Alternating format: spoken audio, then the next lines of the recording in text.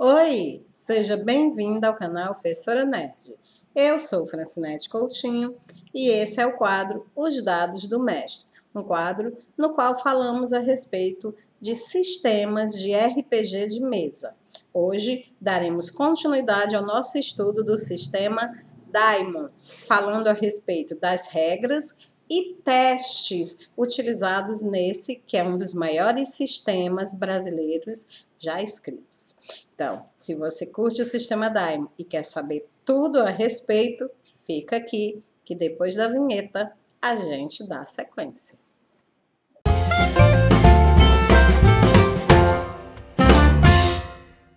Então, no nosso último vídeo, nós falamos a respeito de acerto crítico, falamos a respeito de tipos de testes, falamos a respeito de teste de força, teste de resistência, entre outras coisas.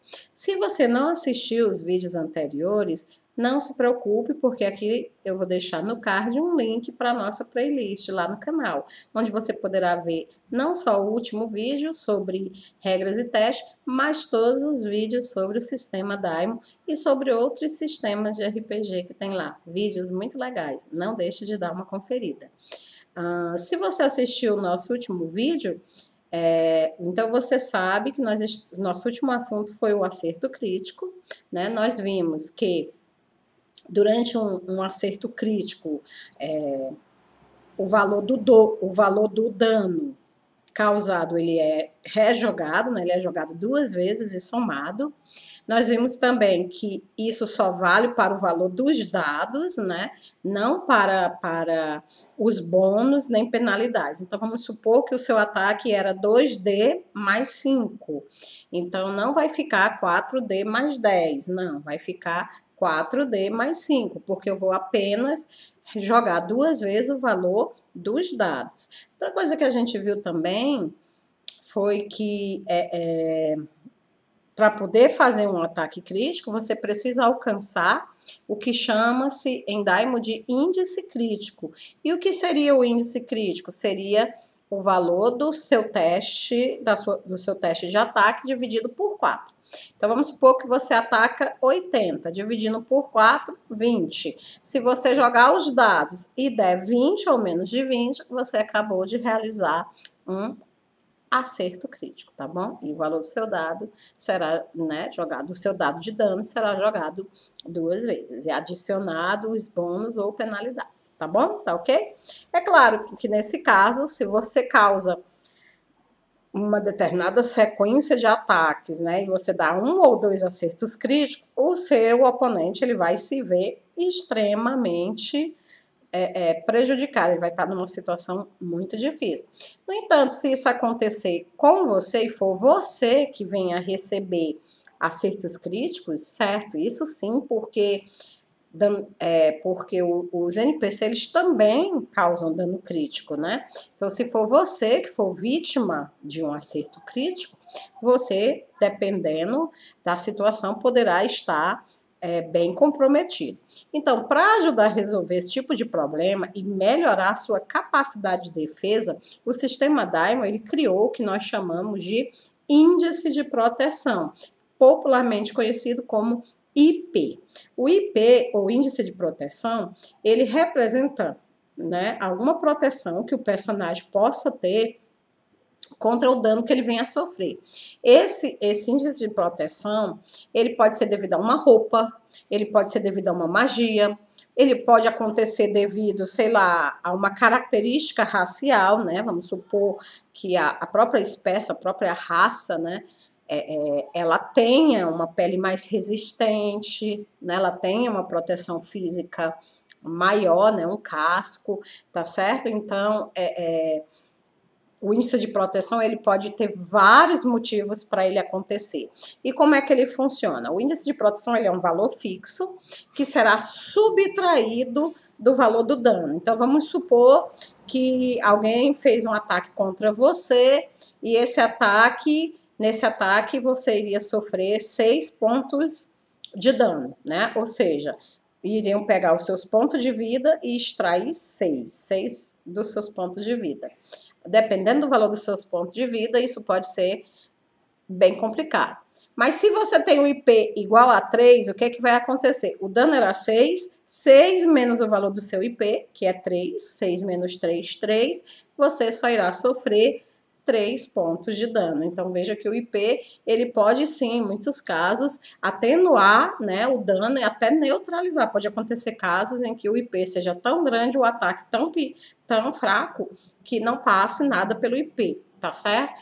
E os IPs em Daimon, eles são específicos, né? Existem IPs para danos físicos, e existe IP para danos mágicos, tá? No caso dos IPs para danos físicos, eles podem ser de impacto e de balística. Eles também podem ser específicos para fogo, gases, eletricidade, ácido, frio, pressão, entre outras coisas. O interessante é que uma determinada proteção que tem a IP contra fogo, ela não vai proteger contra bala, ela não vai proteger contra água, tá certo? Um determinado IP mágico não vai servir contra um soco. Então, é muito importante que na hora que seja escolhido o IP, também seja determinado a natureza desse IP, tá? Que tipo de IP ele é, tá bom? Para que futuramente não haja problemas. Ah, mas o narrador não poderia considerar um IP que valesse para tudo. O narrador pode o que ele quiser, mas o sistema não aprova esse tipo, né, de decisão, porque isso aí tornaria essa pessoa imune, né, com uma grande proteção a qualquer tipo de elemento. E muitas vezes o inimigo, à medida que ele vai evoluindo, né, lembre-se que tudo que for aprovado para o PC também poderá ser utilizado contra o PC. Então, quando o jogador ele pede ao narrador para ele abrir uma exceção, ele tem que tomar cuidado e ele tem que lembrar que aquela exceção que o narrador está abrindo para ele, ele também poderá utilizar nos seus NPCs, né? Então, muitas vezes o NPC é tão poderoso que a única maneira de matar ele é uma fraqueza que ele tenha, né? Mitologicamente, a gente poderia citar o caso do Aquiles, né? Aquiles não morria, né? O único ponto fraco que ele tinha era o calcanhar. Então, muitas vezes o inimigo só morre por fogo, ou o inimigo só morre por decapitação, o inimigo só morre, né, se ele for afogado, né, por água.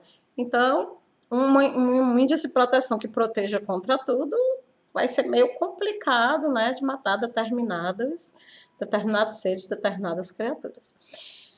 Bom, o IP básico, né, como eu falei, ele protege contra golpes de arma, né, que é o chamado IP tradicional, que é aquele que qualquer armadura, colete, né, ele possui, tá? Mas isso não impede, evidentemente, de haverem IPs mais aperfeiçoados, tá bom? Vamos falar um pouquinho agora a respeito do dano de impacto. Às vezes o IP de uma pessoa ou de uma criatura, ele é tão alto que acaba por absorver todo o dano, né? Como eu falei, né? Vamos supor, o cara causou 3 pontos de dano e o IP da vítima era 3 menos 3 é 0. Então, esse cara não sofreu dano nenhum. Ele não sofreu dano nenhum, mas, gente, ele levou um golpe, tá certo? Vamos supor que tenha sido um golpe de martelo. Isso com certeza doeu, né? Isso com certeza causou algum sofrimento à vítima. Esse tipo de dano, gente, ele é chamado de dano de impacto, tá? É o chamado dano de impacto. Ele existe para essas situações em que o IP ou qualquer outro tipo de defesa, né, acabe por absorver todo o dano. E aí, o que é que acontece, né? Quando você sofre o dano de impacto. Qualquer golpe que atingir o inimigo, ele vai fazer no mínimo o quê? 1 ponto de dano, no mínimo. Então, nada daquele negócio do cara levar uma machadada no meio dos peitos, tava com uma armadura contra impacto, não sofreu nada. Não, ele sofreu pelo menos 1. Ele sofreu 1 ponto de dano, por quê? Porque aquilo ali doeu, tá bom? E outra coisa muito importante, esse ponto de dano, do dano de impacto, ele é somado a qualquer bônus de força que a pessoa tenha. Então, vamos supor que o inimigo que deu lá a martelada no cara absorveu todo o impacto, mas esse cara ele causava, por exemplo, mais 2 de bônus de força. Então, em vez de sofrer 1 ponto de dano de impacto, aquela vítima ela vai sofrer 1 ponto do dano de impacto mais 2 do bônus de força. Ela vai levar 3 de dano, tá? Então, sempre tem que se levar essa situação do dano de impacto a sério. Alguns narradores podem optar por não utilizar o dano de impacto. O narrador pode optar por modificar toda e qualquer regra que ele desejar, né? Essa é a famosa regra de ouro. Mas isso aí vai tornar assim, as histórias menos verossímil, né? Menos realista. Então, se você pretende narrar um mundo super fantástico, né, onde as pessoas levam carros no meio do peito e saem sem nenhum arranhão, beleza. Mas se você está, por exemplo, narrando uma campanha de policiais, investigadores, né, sobrenatural, aí o dano de impacto ele tem que ser levado mais em consideração, tá bom? Vamos falar agora sobre situações especiais. Gente, tudo que eu falei até agora são as regras básicas do sistema Daimon, tá? Então, tudo que eu falei até agora é o essencial, é o mínimo, é o básico para você narrar. O que eu vou falar daqui para frente são situações especiais. Como o próprio nome significa, especial, né? É algo que não acontece o tempo todo. Não acontece em todas as aventuras, não acontece a todo instante, tá? Mas quando acontece, o narrador precisa saber como lidar com essas situações, né? E essas regras, é claro, evidentemente, o narrador vai utilizar se assim ele desejar, tá? Porque elas são regras de situação especial. São optativas? Não, não são optativas, tá? Mas se o narrador quiser ou desejar realizar qualquer modificação, aí fica por sua conta e risco, tá bom assim? Antes de eu partir para as situações especiais, eu queria dizer para vocês que esse sistema Daimon aqui que eu estou apresentando é o compilado das regras do sistema disponibilizado pela própria editora Daimon gratuitamente no site da editora Daimon. A editora Daimon, ela tem, lá na página do site dela, ela tem um espaço de netbooks, que são livros, adaptações gratuitas, tá? Que ela disponibiliza. E entre elas está lá o compilado de regras básicas. Eu vou deixar o link aqui na descrição desse vídeo para você ir lá e baixar gratuitamente o Daimon 101. O nome é Daimon 101, que é o manual de regras, né, do sistema para quem quiser narrar, tá bom? Sair narrando. Né? Aí em casa você pode dar uma lida com mais calma, ver o que foi que eu falei, o que eu deixei de falar, né? O meu propósito aqui é cobrir todo o sistema, mas às vezes, né, tem algumas coisas que a gente acaba não falando, tá bom? Vamos para as situações especiais? Vamos lá. Se você entendeu tudo até agora, só falta agora até agora a gente viu os combates simples, só falta agora falar sobre os casos especiais, né? Primeiro caso especial, combate desarmado. Quando a gente imagina um combate em 3DT, todo mundo imagina logo espadas, machados, martelos, armas de fogo. Todo mundo imagina logo bolas de fogo girando para um lado, girando para o outro. Mas muitas vezes, em qualquer sistema de RPG, acontece uma pequena briga na taberna, uma pancadaria, né? E às vezes ocorre até entre aliados, pessoas amigas que inicialmente não têm interesse na morte um do outro. E esse tipo de combate, né? Ele tem que ser resolvido apenas com os punhos, tem que ser resolvido em combate desarmado, tá bom? E nós vamos ver agora quais são as principais regras, né, para o combate desarmado. Ele também é chamado de briga ou pancadaria, tá bom? Então, todo personagem, ele possui uma perícia de briga inicial, né? Toda pessoa é capaz de dar um soco em outra. Se vai causar dano ou se não vai, aí depende da força da pessoa, da resistência do alvo, né? Mas todo mundo é capaz de fechar o punho e enfiar nas forças de alguém. Isso aí é coisa básica da espécie humana, né? Então, todos os PCs, eles vão iniciar com um valor de briga inicial, né? Que é sempre igual a destreza. Destreza é aquele atributo de Daimon utilizado para tudo aquilo que você faz com as mãos, né? Então, no caso da briga, você começa com um valor igual à sua destreza. Se você tiver destreza 15, você começa com 15%. Preste atenção, é igual ao valor do atributo, não o valor do teste. Você não vai multiplicar aqui o atributo por 4, tá? É só o valor do atributo. Se o seu atributo é 15, você vai começar com a perícia briga com valor 15%. Aí, se durante a criação do personagem você quiser, você pode aumentar, né? Ou então, posteriormente, com pontos de experiência, você pode aumentar a sua perícia em briga. Também dependendo da natureza do seu personagem, o cara já é um lutador de boxe, o cara luta, né, naquelas lutas vale tudo. Então, evidentemente que esse tipo de personagem ele precisa ter uma perícia briga maior do que a destreza inicial. Então, você vai ter que gastar uns pontinhos extra nele. Não, o cara luta com espada, o cara luta com martelo. Então, não importa tanto gastar na perícia briga dele, você só vai gastar se sobrar ponto, porque afinal de contas, na maioria das vezes, ele não usa os pontos, tá bom?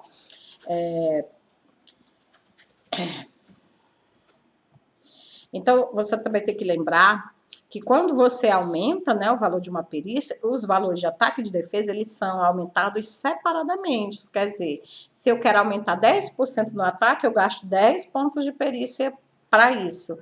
Mas se eu gastar 10 pontos no ataque e quiser também que a defesa aumente 10 pontos, eu tenho que gastar mais 10 pontos na defesa também. Eu tenho que gastar no todo 20 pontos, tá bom?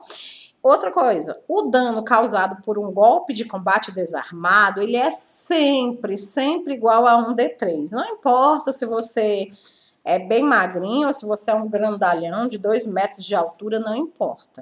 O dano causado por um golpe de combate desarmado é sempre igual a 1d3. O que vai diferenciar entre o soco de um garoto de 9 anos e o de um homem, né, que faz fisiculturismo, que vai diferenciar é o bônus de força. Aquele lutadorzão lá, musculoso, ele tem mais força do que o garoto de 9 anos, não é?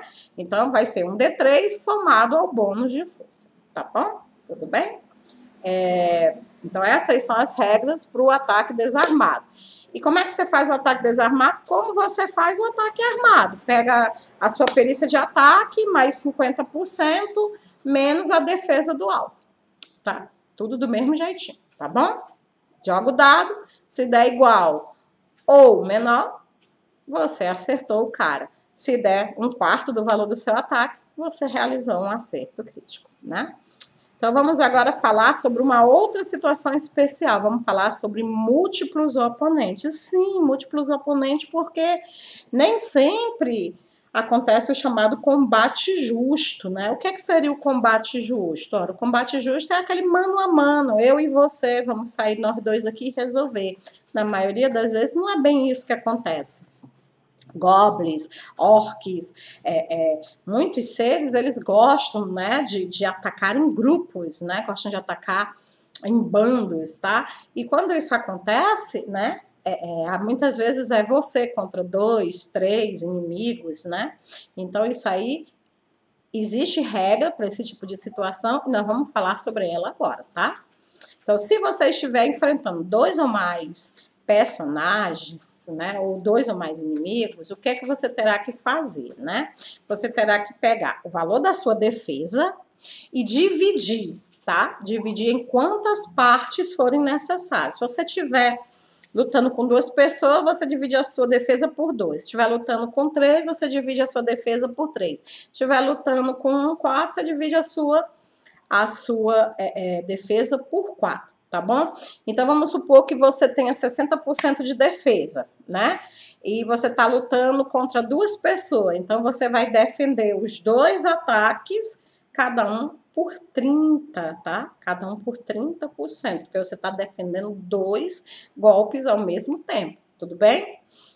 E aí, você pode, né, se tiver... Normalmente, você só pode defender até 4, tá? Imagina-se que seja impossível que mais do que 4 pessoas te ataquem de uma vez. Então, você vai, no caso, né, você vai pegar o valor da sua defesa e dividir por 4.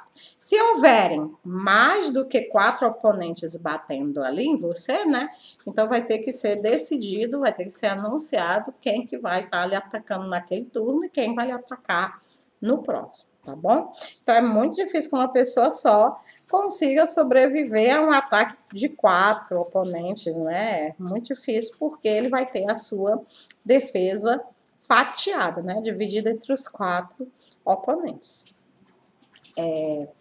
Isso aí quando é muita gente batendo em você. Mas vamos imaginar agora que é você que é capaz de realizar múltiplos ataques. Você é capaz de atacar mais de uma pessoa por vez. Existe regra para isso? Claro que existe. Vamos ver como é que é, então? Não se sabe por que motivo você tem essa habilidade. Se é um item, se é uma porção, se é da sua espécie, tá? O fato é que você é capaz de realizar mais de um ataque por rodada. O caso mais comum, mais mundano, é o personagem que possui a manobra luta com 2 armas. Se ele luta com 2 armas, ele pode realizar 2 combates. Não confundir com ambidestria, tá? Na ambidestria, você não luta com 2 armas. Na ambidestria, o que você tem é a capacidade de lutar com as 2 mãos, né? Então, na ambidestria, vamos supor que você é destro. Você é destro, aí você sofreu uma pancada no seu braço direito, você não consegue lutar. Você pega a arma com a mão esquerda e você luta normal, sem sofrer nenhum redutor. Por quê? Porque você tem ambidestria, você tem a capacidade de usar as 2 mãos, né, para lutar de forma igual. Você treinou para isso, tá? Luta com 2 mãos, não. Luta com 2 armas, não. Na luta com 2 armas, você tem uma espada grande aqui, uma pequena aqui, e você ataca com uma e ataca com a outra. Você é capaz de atacar com as 2 armas ao mesmo tempo. Quando isso acontecer no combate, não tem complicação, tá? O que é que você vai fazer? Você, depois de feita a iniciativa de cada personagem, né? Você vai fazer a sua ação de acordo com a iniciativa. Cada personagem vai realizar a sua primeira ação, né? Verifique se mais algum deles tem direito às ações e permita a ação extra sempre por ordem de iniciativa. Então, vai ser mais ou menos assim, você realiza a sua primeira ação, aí fulano realiza dele, Beltrano e Ciclano. Aí você e o Ciclano tem 2 ações, então você volta, você realiza a sua, porque você tem a iniciativa maior, o Ciclano realiza dele, que ele tem a iniciativa menor, os outros 2 não têm direito à segunda ação, volta, reinicia o ciclo todinho de novo, tá bom? Então, é assim que ocorre. Todo mundo realiza a sua primeira ação na ordem da iniciativa. Aí, o que tiver maior iniciativa em 2 ações, realiza a segunda e vai em ordem de iniciativa todos os que tiver direito a uma segunda ação. Encerrou? Alguém tem direito a uma terceira, quarta, vai seguindo do mesmo jeito. Ninguém mais tem direito a ação extra? Não. Volta de novo para a primeira iniciativa e começa o segundo turno. E vai ser sempre assim sucessivamente, tá? Até os inimigos todos serem derrotados ou até todos os heróis partirem para a terra dos pés juntos, né? O que acontecer primeiro, tá bom? Deu para entender? Vamos seguir?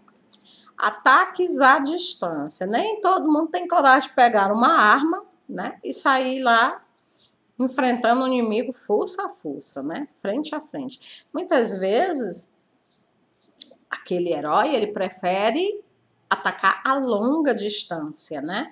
Ele evita o contato corporal. Isso porque ele normalmente é fraco, né? Se ele levar uma pancada, as chances dele de sobreviver são muito pequenas, tá?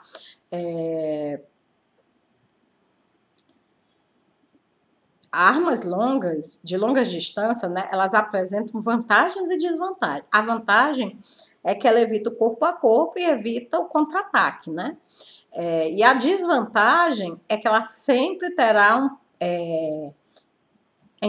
defesa igual a 0. Se você utiliza um arco, você ataca com um arco, mas como é que você vai defender com um arco? Não tem como defender. Arma de fogo, você ataca, mas não tem como defender. A segunda desvantagem é o custo em dobro dos pontos. Então, se eu quero ter 25% no arco, eu tenho que gastar 50% para poder ter 25%. Se eu quero gastar... se eu quero ter 30% na arma de fogo, eu tenho que gastar 60%. Eu tenho que sempre gastar dobrado. Cada 2 pontos de perícia vale apenas um adicional no valor do ataque, tá bom? E cada arma tem seus valores de alcance. O que seria isso? A distância máxima, né, que ela consegue alcançar o alvo. Então, eu atiro com flecha, eu não vou atacar alguém que esteja 100, 200 quilômetros de distância. Eu disparo arma de fogo, tem um limite de até onde a bala é capaz de alcançar, tá certo? E existe sempre 2 alcances, o alcance normal e o alcance máximo. O alcance normal, ele indica até onde a arma é efetiva, né? Ela acerta definitivamente, né? Acerta um oponente que estiver além do alcance, né? Mas dentro do alcance máximo. Para alcançar alguém que esteja além do alcance, né? Mas dentro do alcance mágico, o personagem realiza um ataque com metade do valor, tá bom? Então, vamos supor que eu tenho uma arma que o alcance mínimo dela é 10 metros e o alcance máximo é 30, uma suposição. Então, se a pessoa está a 9 metros de distância de mim, eu faço o ataque normal, sem problema, ela está dentro do meu alcance normal, do alcance onde a minha arma é efetiva. Eu vou acertar, né? Se, no entanto, ela está a 15 metros, ela está fora do meu alcance normal, mas ainda está dentro do meu alcance máximo. Está dentro do meu alcance máximo. Isso quer dizer que existe uma possibilidade, não é 100%, mas existe uma possibilidade de eu acertar. E essa possibilidade, ela é vista através de um teste. Só que nesse teste, eu não vou poder utilizar o valor do meu ataque, eu vou poder utilizar apenas a metade do valor do ataque. Então, se eu atacava 50, eu vou fazer apenas por 25. Se eu passar no teste, eu consegui acertar aquela pessoa.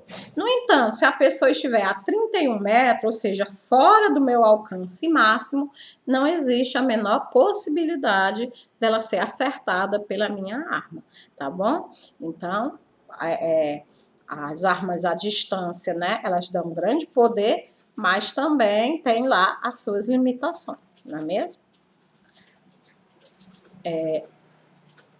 Vamos falar um pouquinho mais a respeito de ataques fora do alcance.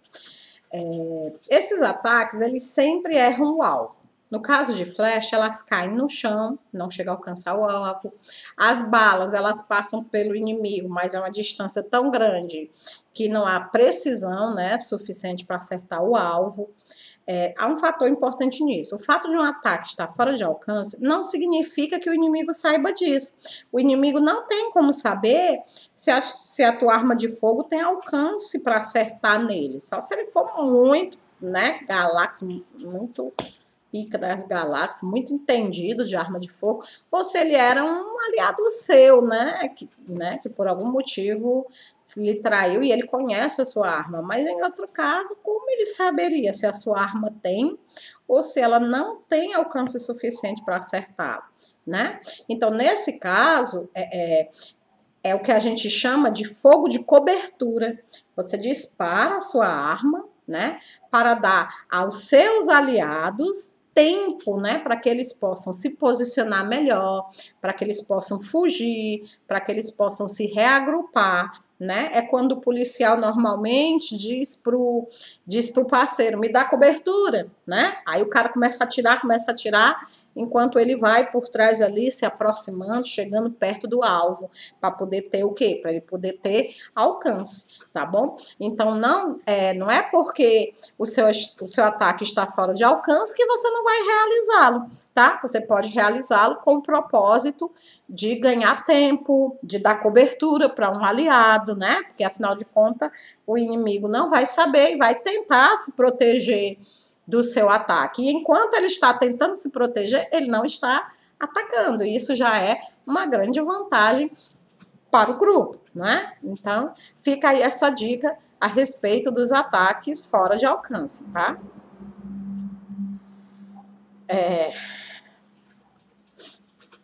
Claro que essa questão do ataque fora de alcance, né? Pode acontecer, aquela bala, vai ficar muita, por exemplo, você tá atirando, né? Ou jogando flechas, vai ficar muita bala perdida, muita flecha perdida. E isso pode acabar alcançando, atacando alguém que não tinha nada a ver com a história, né? Aquele negócio de mirei no que vi, acertei o que não vi, né? Inclusive os próprios aliados. Você pode acabar sem querer acertando um aliado.